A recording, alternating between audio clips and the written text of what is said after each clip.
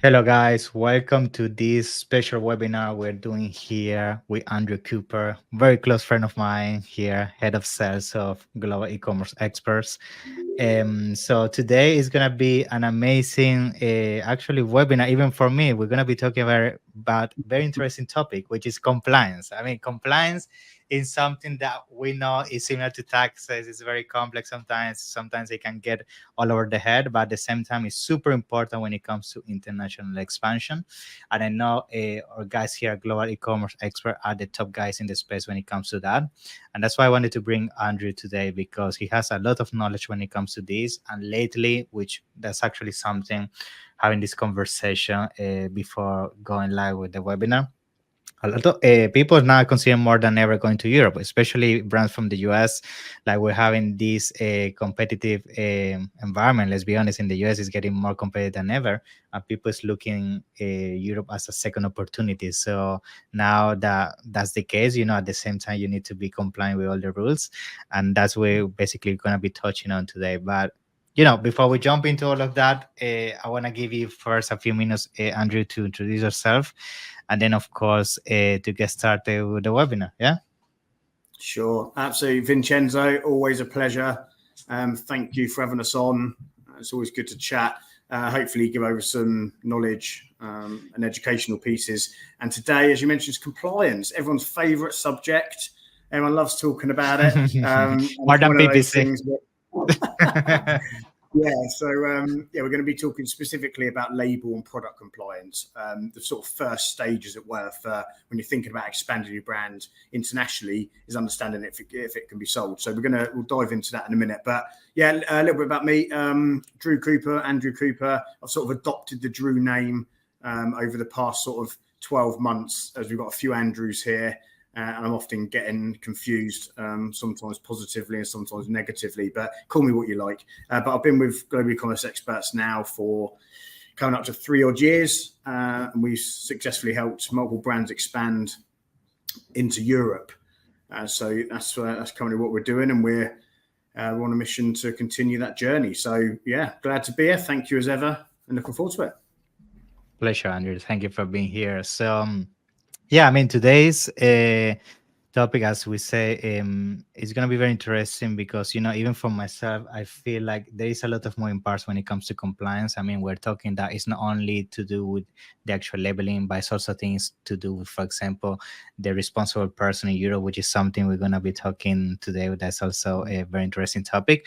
And also the compliance itself when it comes to even sometimes there's translation when it comes to these labels, because different countries, when it comes to Europe specifically, different languages. So that's also something most likely people are going to have questions about how to navigate. But I guess with the first question for you, when it comes to a brand that is coming from the US, like, I know you're going to be doing a presentation, but just to set the ground, like, when do you think is the right moment to start thinking about compliance in the first place? And then I'm going to start putting your presentation on the screen, because I think, like, I feel a lot of people do the expansion and then they realize they have to do the compliance, and then they get stuck in the process. So I will say, how many months in advance maybe you will say this is a conversation you need to start having when it comes to expansion? Yeah, absolutely. I mean, the product compliance piece, imperative that it happens very early on. So, if you're thinking about expanding, or you've been recommended, or you've got some support from Amazon as an example to do it, make that your first step. Now, I'll come on to sort of the process a bit later, but the earlier you do this, the better, because it does one of two things. One, it understands whether your product can be sold or not. Now, that's the key bit here, because if you have some label compliance completed by a company and then you find out that the product can't be sold, then potentially you could have gone through a lot more cost, used a lot more energy, absorbed a lot more resource in taking your product to market to then understand that it's got an ingredient in it that you're not allowed to sell in the UK.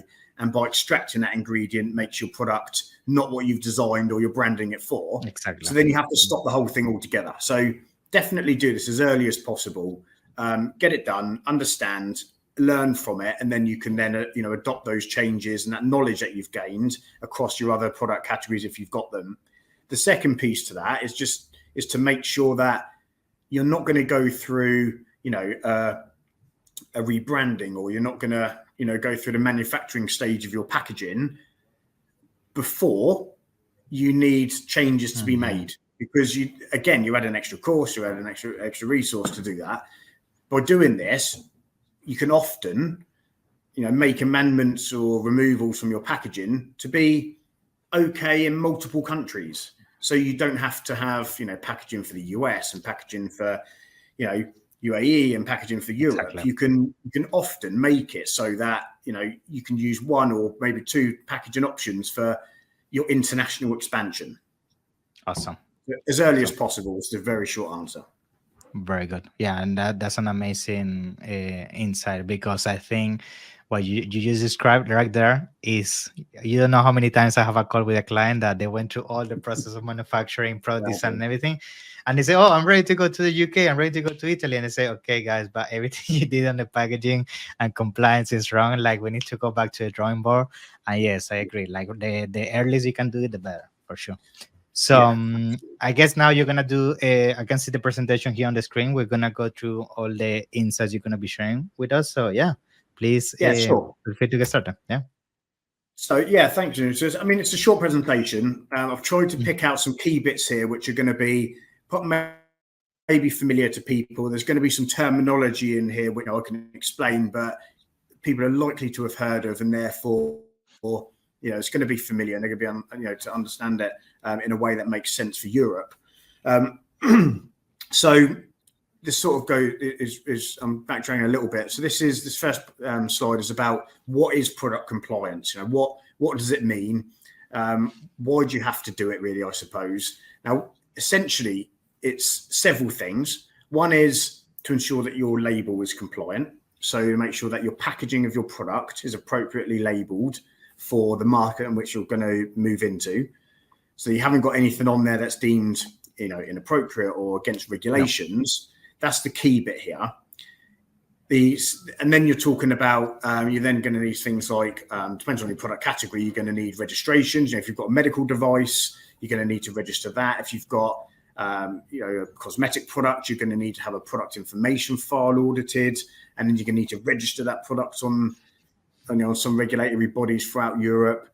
But in its simplest form, it's really about making sure that your product can be sold in multiple countries in Europe by making the minimal amount of changes or additions or removals to that label, and make it as easy as possible for the brand owner to enter multiple markets with ease and without significant cost, and without changing the aesthetics of their product packaging.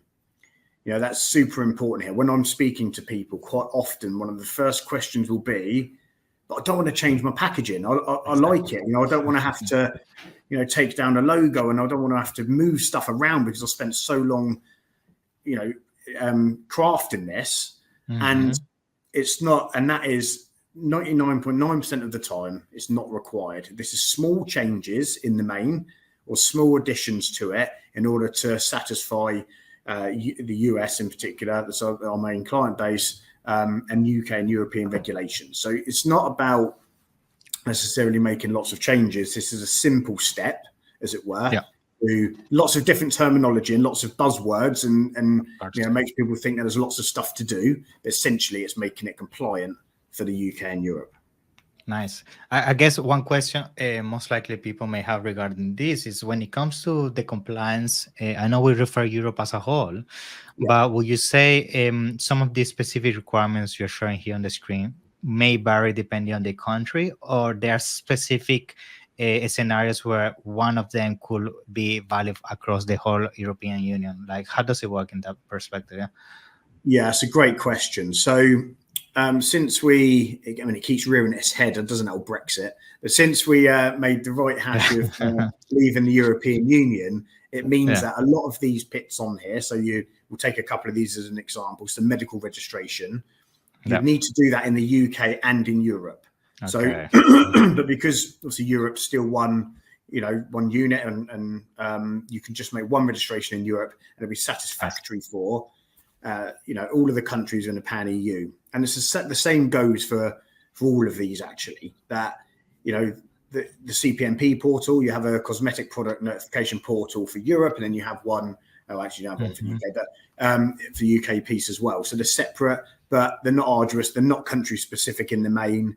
And we could go right down a rabbit hole and start talking about some really complex products, but generally they're not seen in this space anyway, where there's different regulations required per country, but very, very rare.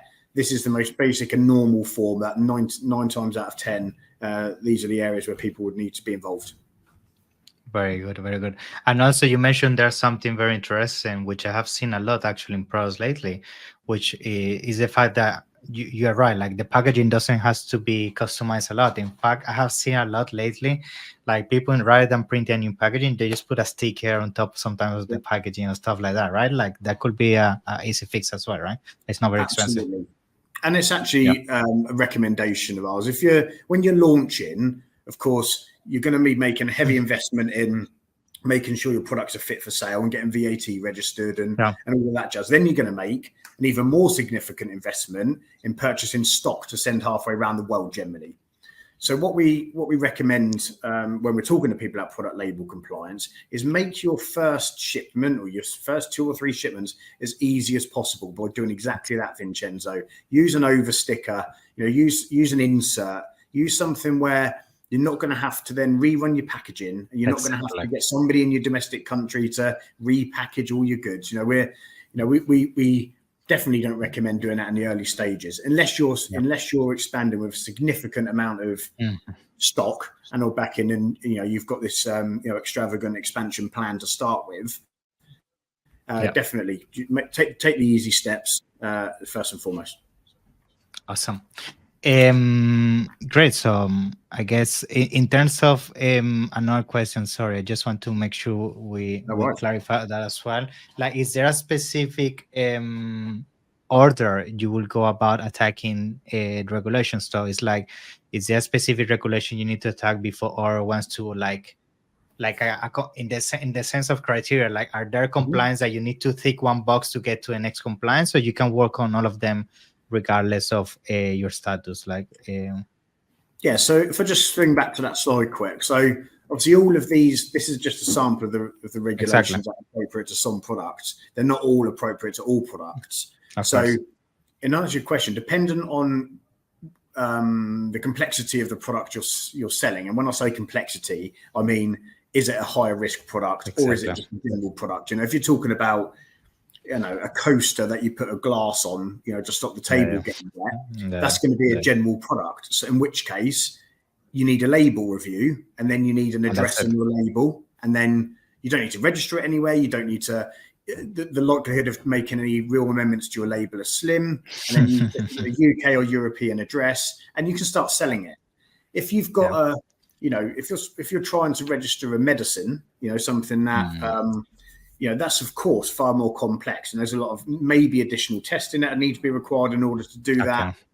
So yes, there's steps in that instance. Nice. But again, if we're talking about medicines and we're going down that medicinal route as an example, or we're registering a medical device, then the brand would have gone through similar registrations and similar testing in their domestic country anyway. So it's unlike when we get to those sorts of product categories, the clients are generally familiar with what that looks like, because I don't know of any country where you can just start selling a medicine freely on the open market without having to at least get it tested. So but most of these registrations or compliance pieces are one-off, and they come off the back of having a compliant label.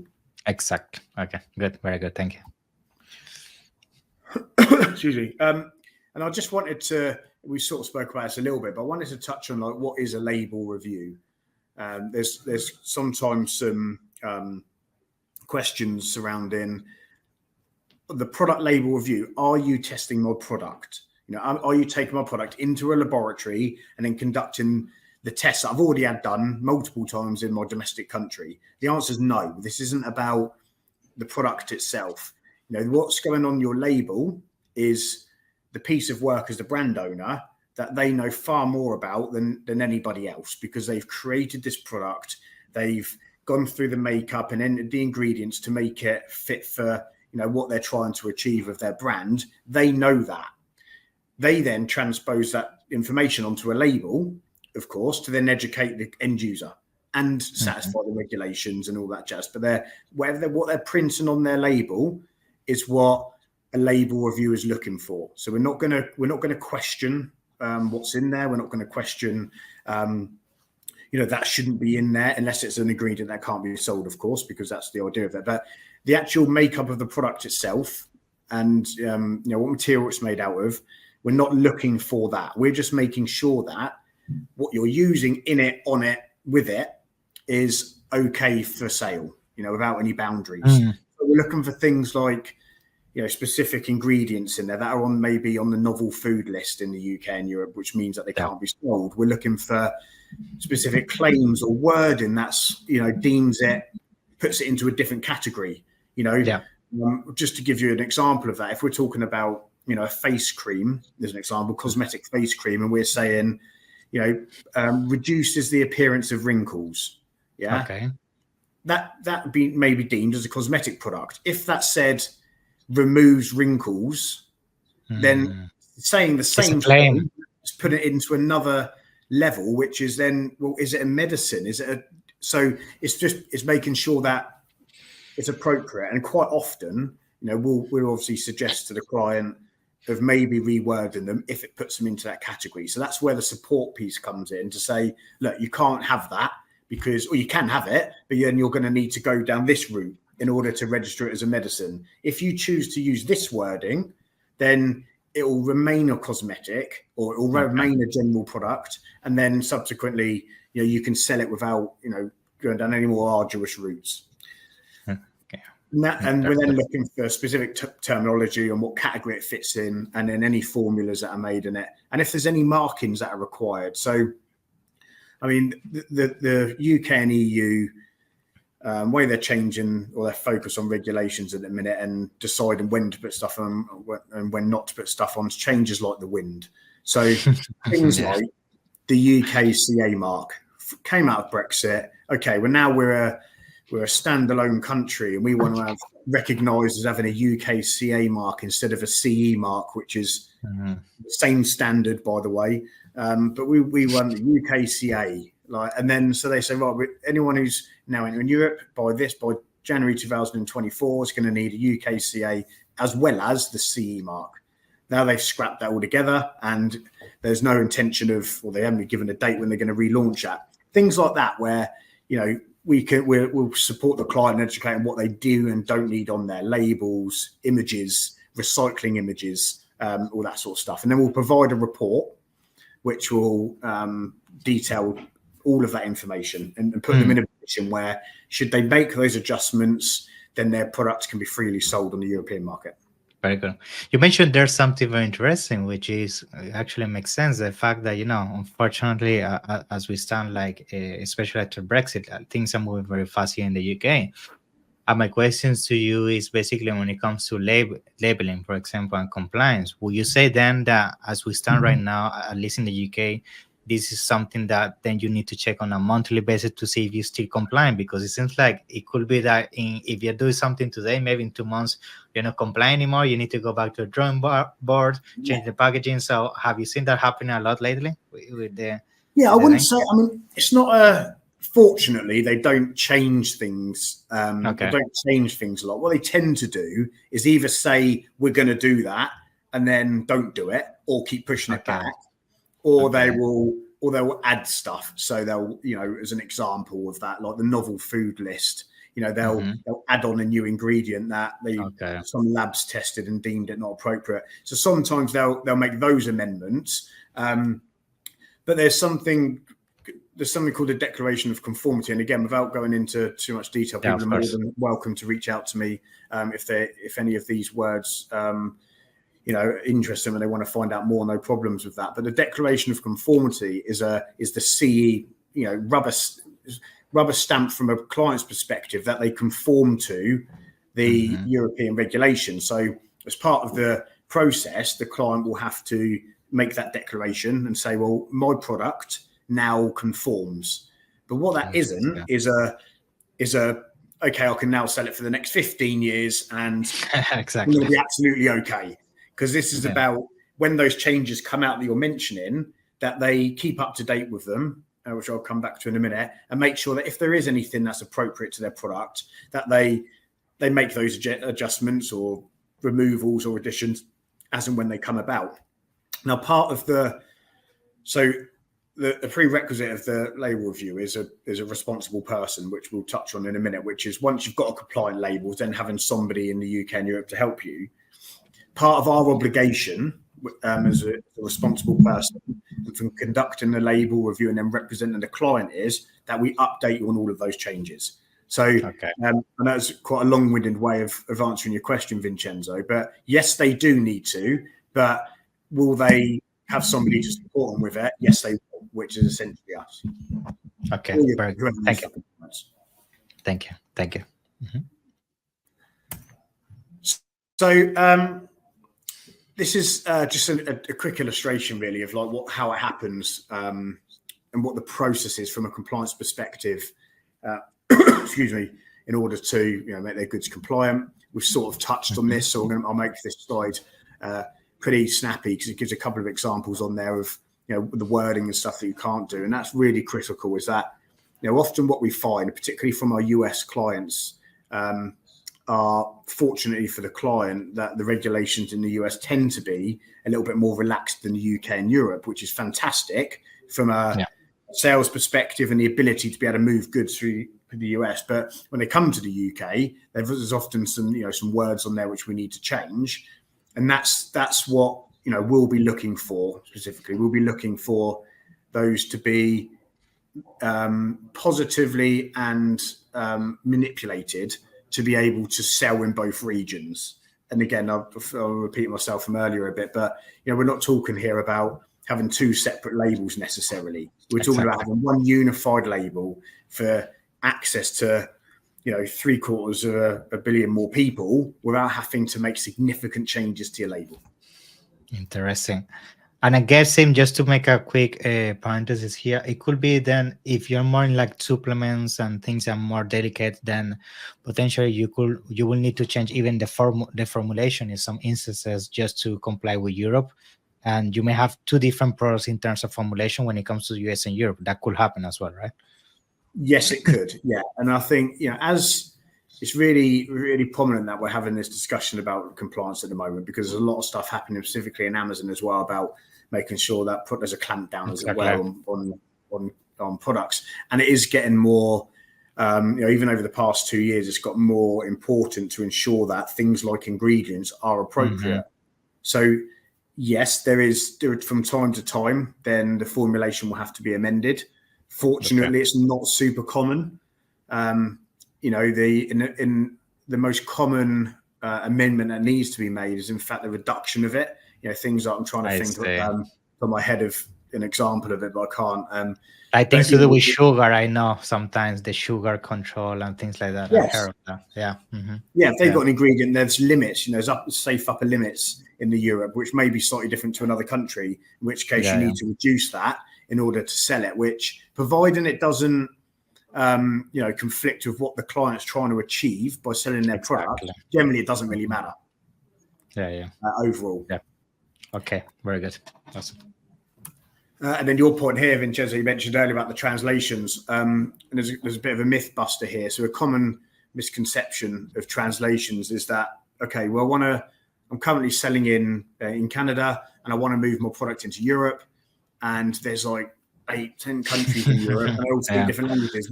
This is going to be an absolute nightmare. I'm selling a little bottle, of this thing there. How on earth am I going to fit 8 languages on there? Like, it's just, this is crazy. I can't, I haven't got the ability to be able to manufacture, or, recreate 8 different labels and label 8 different products. But the answer to this is you only need to translate your label into the countries where you're storing goods. That's the first and foremost area here. So if you're looking to put them in a German FBA as an example and use a 3PL in Germany, and then you want to distribute your goods from Germany D2C to the rest of Europe, you can just have them translated into German. Interesting. If you want to sell on, pan EU within Amazon as an example, then you need to going to have translations in all of those countries. But it's really important to note that it's not your label in its entirety in most cases. It depends on product category, but quite often you can just have the key things translated: ingredients, claims, instructions for use. You don't need to start going down having, and again, changing the aesthetics of your product and making it, non-saleable from your perspective. You can just change the key areas and then do it either by using a peel and reveal label, super common in Europe. What QR code, maybe? Could you use like a QR code, maybe? Or is that not allowed, like a QR code? So that's a really great question. So QR code, yes, for some information, but it's not recognized throughout Europe yet as being satisfactory for the compliance areas. But I honestly don't think that's far away. I think we're well behind the times. If we're saying, which we are, that it's not satisfactory for all the information. I mean, who doesn't have a phone with a camera now, right? Exactly. Everything's a QR code now. Yeah, exactly. I mean, you're more likely to use that than you are peel out a bit of paper from the box and read it. So exactly. But knows the answer. But yeah, peel and reveal label, super common. An insert, super common. Cost-effective way of doing it. You can get multiple languages on it. Exactly. Or you can, if you've got a product which has got a big enough packaging, have several languages on the back. And it's generally on the back. I'll keep referring to that. It's generally on the back or inside. And then depending on your product category is what needs to be translated. Awesome. Very good.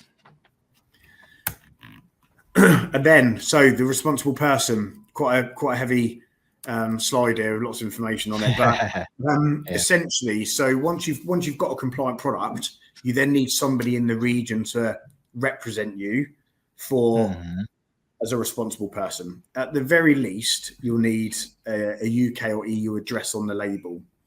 Now, again, dependent on the product category, there's different terminology for this. So, for a CE mark products, the correct terminology is responsible person. If you've got a food supplement, it's a food business operator or an authorized representative.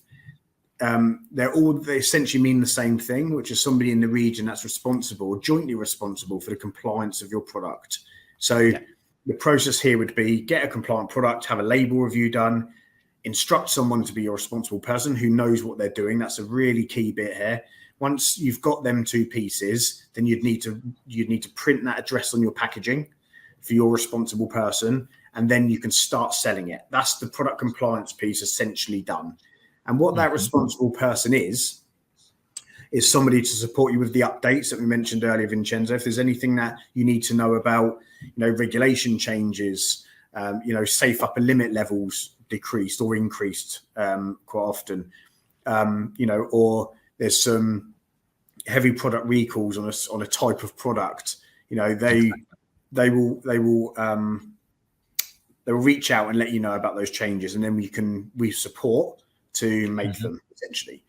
The second piece to it is if the regulators or governing bodies want to see the product because it's very rare that it happens, fortunately, but there are multiple complaints about a product and they want to come and make sure that that it is what you say it is, then we would act on your behalf, or your responsible person. I keep referring to us, but of course there's multiple people who can support. But yeah, your responsible person will support you by dealing with that regulatory body to show them the product and also the accompanying documentation, which is what we would collect from you once we're representing you, and give that to the regulatory body and support them with that process. So I use the responsible person, although it's a necessity, you need it. I liken it to an insurance policy.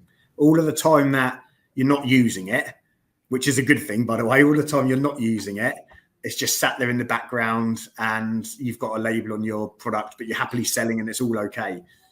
The rare occasion that something would go wrong is when it's an absolute godsend. And for our clients who have experienced listings being pulled down, Amazon just wiping out their entire catalog because one of their products is deemed as non-compliant.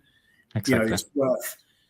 in order to get that reinstated, as you well know, Vincenzo, can be a really difficult and arduous task sometimes. But being able to evidence to them quickly that Is the the key. product's compliant, yeah, like Yeah. I've got a responsible person here. Like, what's the problem? And get the documentation to them quickly is just is super effective and super efficient with our clients. Yeah. Now, you mentioned something on this slide which I found very interesting, even for me, and that's why I knew I was going to learn something new here. That you mentioned UK sellers don't need a responsible person service because they have a UK address. So apparently that's a mistake. So can you give me more insights about that? What does it mean with that sentence, basically? Yeah. Yeah, sure. Yeah. So what I mean by that is there's best way to explain. So there's a lot of companies out there who claiming to be a responsible person and just registering a UK business and having a flat or a bed sitting An somewhere in address, the whatever. UK, and Yeah. there's no nobody may even be living there, but it's a UK address, and selling the responsible person service extremely cheap, but you're satisfying, in inverted commas, you're satisfying the fact that you've got a UK address on your product. That piece is done, and that piece, you could sell for a week before that gets caught up, or you could be selling for years. Like, it's one of those things that you see it on there. Yes, it's compliant. We move on. The problem is with that is that it's not an actual responsible person, and two, they're not knowledgeable, and they don't have the education in order to support. But two, should anything go wrong, it's not a real place, So what I don't mean that if you've got a legitimate registered business in the UK, Of course, and you can represent yourself, so that piece is okay. This is about identifying when you're looking to expand into the UK and Europe, is using a reputable company who has actually got the ability to represent you, not just say they're going to do it, because they're polar opposite, two completely different things. And there's things like, when we talk about the food business operator, which is the food supplement side of responsible person, you actually need to be registered for that. So if you're selling, you need to be a registered business and registered in order to operate as an FBO. So that's really about just understanding that cost isn't important here. You're paying for a really, really important service with your service provider of your choice. You're paying for a really important service that ensures that you have longevity in sales of your product. Very good. And when it comes to getting basically and finding this responsible person, like you as an international seller, do you need to have some documentation in hand to be able to officially get this person on board with you and be your representative? Like, is there some checklist you have to go through so that person can officially give you the service as a responsible person? Yeah. So I think so what, from the client's perspective? Yeah, exactly. From the client's perspective. Yeah. Yes, correct. So in its most basic form, what we need is manufacturing documentation. So if you're selling a general product and you'll have it manufactured in China, obviously they'll have a risk assessment and a manufacturing process for those goods. Yeah, from start to finish, they'll document what that process looks like. That's the piece of information that we require. That's a standard document, and that will be, unless somebody's manufacturing their product in their middle of nowhere. Yeah, exactly. Yeah, and it's I mean, fair play if they are, but if they're doing that and there is no process for it, then that'd be really tricky for somebody to represent them, because there's no evidence of the process. But that's the most basic form. Then, dependent on product category, will be other documentation. So testing documentation, for cosmetics, there's lots of cosmetic documentation. Ingredients, we need various files for different things. So, but in the main, that document, and obviously the declaration of conformity, which is the CE marking piece. But that's not a standard document that you apply for, or you achieve. It's the client's confirmation that they're going to comply. Okay, very good.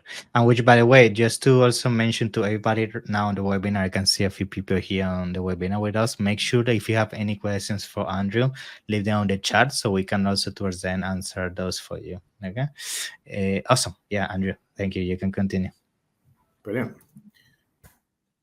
Okay, and then we're coming towards the end of the slides here, so we'll be able to open up some questions if there is any. But we spoke about registrations, and one of the common questions I get is, I'm really worried about the testing of these documents if I Exactly. enter Europe, and I'm worried about the registration of them. And I think it's because there is a misconception that I want to go international, I want to sell, elsewhere in the world, and I'm going to have to redo or do all of the stuff that I've already done, or I'm going to have to go through this whole myriad of testing of my product. Huge headache. Putting in labs and stuff like that, and that's really not the case. Often the testing that's already been done at manufacturing stage is appropriate. It's just making sure that, as I mentioned, the label is compliant. But if there are registrations that need to be done, there is very few. So you've got the cosmetic registrations and the cosmetic CPMP, a cosmetic product notification portal. They need to be registered because they're cosmetics, and obviously they're coming into contact with the skin. And then you have member state registrations in Europe for food supplements in some countries, not all. So outside of that, the only other thing would be medicines or medical devices, but of course they're slightly more tricky and a bit more specialist. And often the client's really well versed on what they need to do with those products because they would have done similar stuff before. But outside of those, 90% of products don't need any registration. Very rarely do they need any additional testing. It's simply going through to make sure that they can be sold. So I just wanted you mentioned that, that's super important, the testing, because I also get a question a lot like, I cannot expand to Europe because I cannot afford paying again the labs to do the testing and everything. It's like, if you already did in the US, and most likely the labs you use in the US are accredited internationally, like you can revalidate the same test. Like, you don't need to do it again. Absolutely. Totally. Very, very rare. And then this final is just a process. So really just to simplify it, I think that's a really critical thing. If people are looking to expand into Europe, as soon as you mention the word compliance, it's almost a headache, and people think it's going to take me weeks and months to do. The process for having a label review completed, we received a label in a PDF format or similar document or similar file type. We then receive it and we produce a review for the client. The maximum time frame for that is 3 weeks. The client then receives that report back, and then they make any changes if required. And then we receive that compliant label back again in a PDF or different similar file format. And we then collect the documentation and a compliant label, and we sign it off a responsible person. So the process is very simple. It's arduous free from a client's perspective. There's very, very little they need to do apart from review it and then make any changes. And then once you've got that, you're then good for sales. You can start shipping your product. So really, really, really simple process. Awesome. Very good. And that's me, Vincenzo. So I think hopefully that's sort of wrapped up a nice little overview of the label compliance. You did an amazing job. Thank you so much for the presentation. Even myself, I learned something new, specifically the UK mistake. Like, that's something I didn't know that was happening.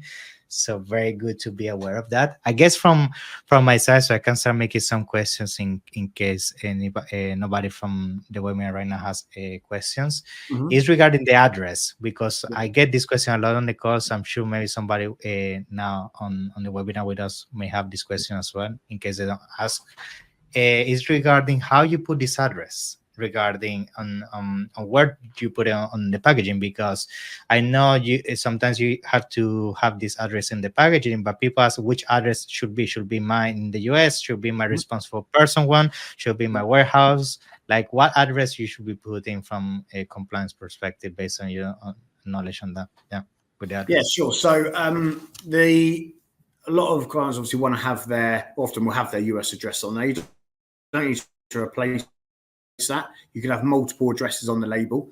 The way that we require our address when we're a responsible person is just your business name and then care of our address. So you don't need to, again, from an aesthetic perspective, it's not going to change anything.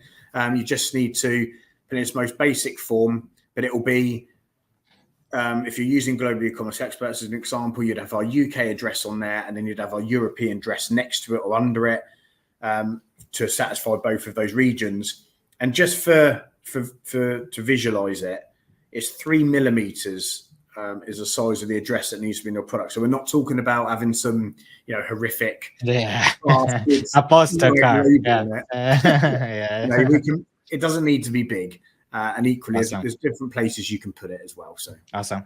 So I guess the address in summary would be from the responsible person most of the time, the one you put there, right?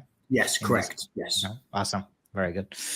Awesome. So yeah, I think that was my main question. I think other than that, you did an amazing job with the presentation. I'm sure some people may have some questions to follow up as they go through the presentation once more after we release the recording and get back to you. So tell us a little bit how people can get in touch and basically get started with global e-commerce experts, because I know it's one of the specialties you guys do. So how people could work with you when it comes to all this? Yeah. Yeah, absolutely. So, I mean, we're an end-to-end solution for e-commerce growth in Europe. So, product and label compliance is just one area. But if you'd like to find out more, certainly free consultation. Find me on LinkedIn. You can scan the QR code there, or send me an email, however you like. I'm more than happy and delighted to help educate and support you with your expansion. We've got one more thing I wanted to add, Vincenzo. There's been a bit of news within Amazon about they used to always. There's always news. Is that coming?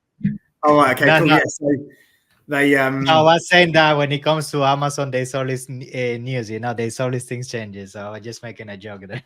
No worries. Yeah, so they're currently offering responsible person services for CE mark products in Europe, and they started it a little while ago, and they've now ceased that as of the 31st of March 2024. Exactly. Because, and although I don't have any inside insight, my assumption would be that they haven't got the ability, the resource, or maybe even the knowledge to be able to deal with it when it actually, it's okay to say we can do this, or somebody can say that they can act, but actually being able to do it is another thing. So as part of that, we're offering, if you're in that circle and you've got a company using Amazon for responsible person service in Europe, and you'd like to reach out and let us know, we're offering 50% off of our services to ensure that you've got that address in Europe, so you won't have to have your listing stopped come the end of March next year, because as we all know, it's disastrous. So if that's you, or you want to find out more, let me know.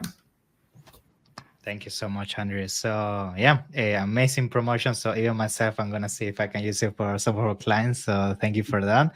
And other than that, I want to thank you for being here on this webinar. The content shared here was amazing, so I appreciate that. And for everybody watching, guys, please reach out to Global E-commerce experts. I've been knowing these guys for a long time. They know their stuff, top guys in Europe when it comes to expansion. So yeah, make sure you get your labels right. Okay. Cheers, Vincenzo. Great to talk to you. Thank you. It's been a pleasure, guys. Okay. Thank you, Andrew. See you in the next one.